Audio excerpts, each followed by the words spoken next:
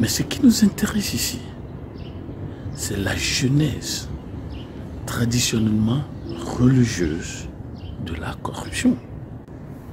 Promenez-vous dans les pays,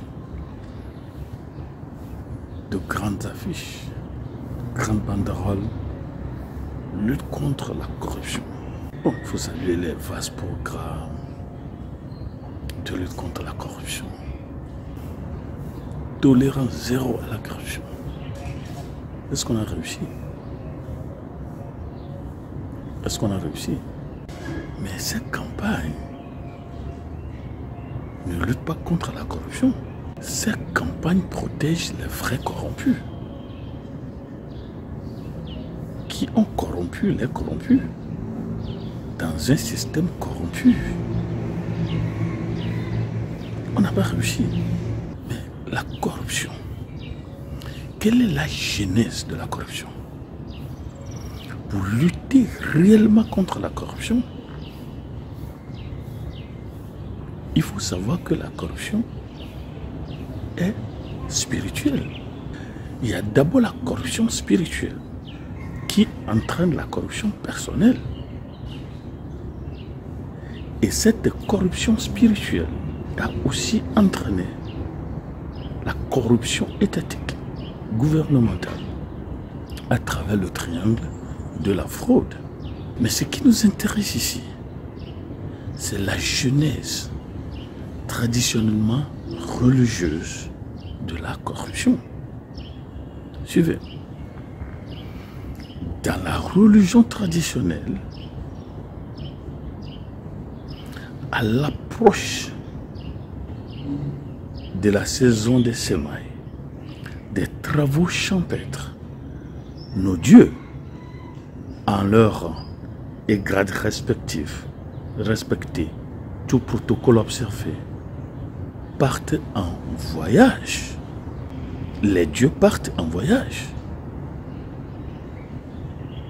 Donc, on va au champ sans les dieux. Quelqu'un dit, il ne faut pas dire ça. Mais quand ils partent en voyage, ils ont leur émissaire. C'est qui? C'est les représentants des dieux. Alors, notre première frontière, qui est l'agriculture. Bon, en fait, je ne sais pas s'il faut dire agriculture ou bien la cultivature. La première frontière qui a entraîné la deuxième frontière, puisque lorsque le champ réussit, les champs, l'élevage, la terre où coule le miel et le lait, c'est ce que ça veut dire. Il y a la deuxième frontière. La deuxième frontière, il faut maintenant créer des manufactures, des industries de transformation et des industries de stockage. Alors, après ça, il faut aller à la troisième frontière, c'est-à-dire qu'il faut trouver des marchés pour couler les produits finis. C'est ça. Et quatrième frontière, on a les banques, le commerce. Nos dieux partent en voyage. Traditionnellement, on nous dit, ils vont dans le Fétomé. Et les Sumériens vont l'appeler la Duranki. Là où se joignent le ciel et la mer. Personne ne va là-bas. On me dit quand ils vont. Oui, on se renouvelle. On fait des partenariats. On fait des mariages spirituels. On signe des accords multilatéraux entre dieux, certains dieux. Hein, il faut comprendre. Les dieux qui sont là pour nous apporter le soutien. Les dieux qui sont là pour qu'on fasse la conjugaison technique, spirituelle, pour avoir une haute productivité, voyage. Donc, il y a diminution de main-d'œuvre. Et ça affecte aussi la productivité. Ils vont à l'Assemblée générale des vaudous. Ils vont à l'Assemblée générale des esprits. Je ne sais pas si les ancêtres sont invités. Mais comment les dieux, qui sont les détenteurs des secrets de la productivité, de la croissance, de la multiplication, partent en voyage? Bon, là n'est pas le problème. Ils sont libres de voyager.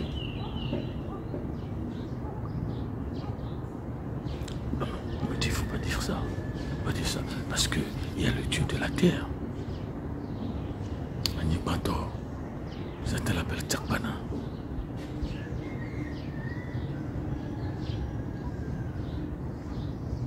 Il y a le Dieu.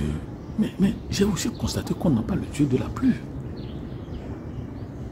Nous n'avons pas de Dieu de la pluie, à moins que je ne sache. Il y a le Dieu de la terre, il y a le Dieu des graines spirituelles sélectionnées, données par Tobéja. Il y a le Goumissi, oui, l'eau souterraine.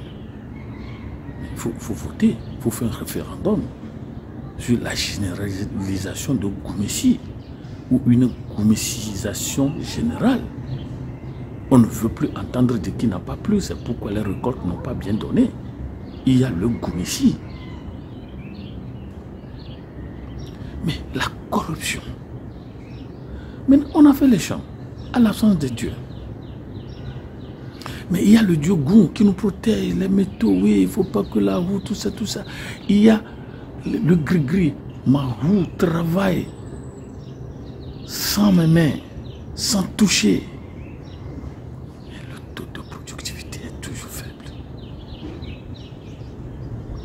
Africain, est-ce qu'on ne peut pas se dire la vérité? Est-ce qu'on ne peut pas se dire la vérité? Mais la corruptibilité de la corruption, ou la corruption corruptible. Les dieux ont voyagé à l'approche des travaux champêtres. Ils n'ont pas travaillé. Ils n'ont pas travaillé. Mais ils ont l'obligation des prémices. Le Dieu n'a pas travaillé, mais quand il revient à l'approche des nouvelles récoltes, il a l'obligation des prémices. J'ai le droit des prémices. Je suis le premier à manger le premier, parce que je suis Dieu. J'ai l'obligation de la consommation première, mais je n'ai pas travaillé. Je n'ai pas fourni l'effort qu'il faut, mais j'ai besoin du profit qu'il ne me fallait pas. Il n'y a pas proportionnalité ici entre l'effort fourni et la profitabilité. Je ne travaille pas, mais j'ai droit au profit. Donc ma dividende ne résulte pas de mes efforts conséquents, mais des démons imposants. Donc, politiquement, la loi du plus fort est toujours la loi de la première consommation. Donc on a appris ça, le caractère. Oui, tu n'as pas besoin de fournir assez d'efforts pour avoir ce que tu veux avoir. Donc la méritocratie a disparu. C'est ça la naissance de la corruption, à travers le triangle de la fraude. Le Dieu n'a pas travaillé, le Dieu était absent, il n'a pas fait la contribution, il n'a pas apporté sa petite pierre à l'édifice champêtre, à l'édifice développement. Donc vous voyez que le sous-développement est spirituel. Ils reviennent, mais ils sont les premiers à manger. Les leaders ont copié ça. Les leaders africains, certains ont copié ça. Parce que je suis leader, j'ai droit à toutes choses. Le premier. Ils sont les premiers à manger ce qu'ils n'ont pas cultivé. Ils sont les premiers à manger ce à quoi ils n'ont contribué, engagé aucun effort, aucune énergie mécanique, aucune énergie cinétique. Ils sont les premiers à manger. Voilà le droit des rois. Les leaders modernes ont copié ça. Donc, je n'ai pas travaillé, mais j'ai le droit de contrôle. Je n'ai pas travaillé, mais j'ai le droit de la consommation. Ils reviennent, on les accueille et on les nourrit jusqu'à finition complète des récoltes. Et ils vont encore partir. Mais écoutez, si on me dit, mon Dieu voyage, il va se renouveler, l'intensité, la force, la capacité, et il revient après. Alors, sa nouvelle force concourt à quel développement? Voilà la naissance du sous-développement. On me dit, mon Dieu a une force qui ne concourt à rien, sauf que d'être nourri par des bras invalides. Même chose. On va à l'Assemblée générale des Nations Unies. Je me demande, on va faire quoi? Oui, contrat avec la Chine, contrat avec la Russie, contrat avec l'Amérique de l'Europe. Ça donne quoi? Ça donne quoi? Voilà. Donc, le Dieu n'a pas travaillé, mais il a le droit d'aînesse alimentaire. Le Dieu n'a pas travaillé, mais il a le droit d'aînesse consommatoire. C'est comme ça que le gain facile est né. Donc vous voyez ici que le profit est supérieur à l'effort. Tu fais ça au boulot. On n'a pas besoin de beaucoup travailler. L'essentiel, c'est le salaire. En faisant ça, tu ne sais pas que c'est ton Dieu traditionnel qui t'a cautérisé au fer rouge le cerveau, la morale. Donc, le consciousness, la conscience professionnelle n'existe pas. Ça vient d'ici. On se dit, je n'ai pas besoin de fournir beaucoup d'efforts pour mériter mon salaire. Tu ne mérites pas ton salaire. C'est du vol.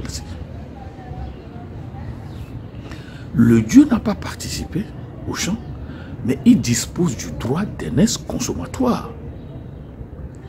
Comme ça, on n'est plus ce qu'on est. On n'a pas ce qu'on a. Et on n'est pas ce qu'on est. Donc l'être devient le néant et le néant devient l'être. Vous voyez des gens qui ont des salaires qui ne font rien. Vous voyez des gens qui ont des salaires qui ne font rien.